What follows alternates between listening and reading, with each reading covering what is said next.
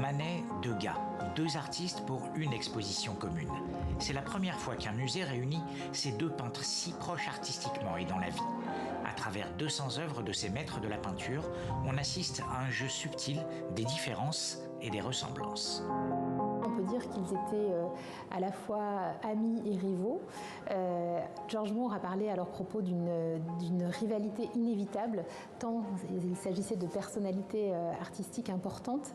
Et donc ils s'admiraient et à la fois l'un admirait l'autre et l'autre irritait l'un.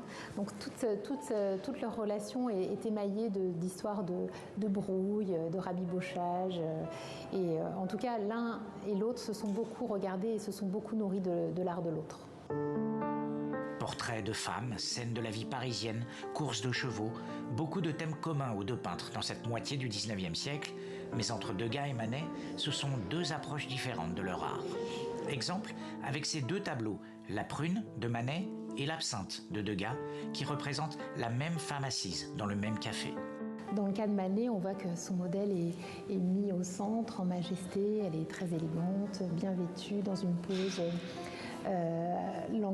langoureuse, avec un regard un peu perdu dans ses pensées, mais tout est séduisant dans cette représentation, alors que chez Degas, même si elle est au centre de la composition, les lignes de perspective et les obliques nous donnent l'impression qu'elle est reléguée à l'arrière-plan, et surtout elle est sous l'emprise de l'alcool, mais d'une manière totalement différente de chez Manet. Elle n'est plus rêveuse, mais elle est complètement, on dirait qu'elle ne pense plus à rien, elle a les épaules affaissées.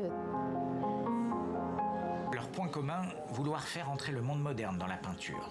Presque tout le reste les oppose. Manet est ambitieux et frivole, Degas austère et prudent. Manet aime les femmes, Degas restera célibataire toute sa vie. Grand admirateur de Manet, Degas réalisera de nombreux portraits de lui, l'inverse n'est pas vrai. L'exposition, co-réalisée avec le Metropolitan Museum of Art de New York, raconte l'histoire de leur relation entre éphémère complicité et éternelle rivalité.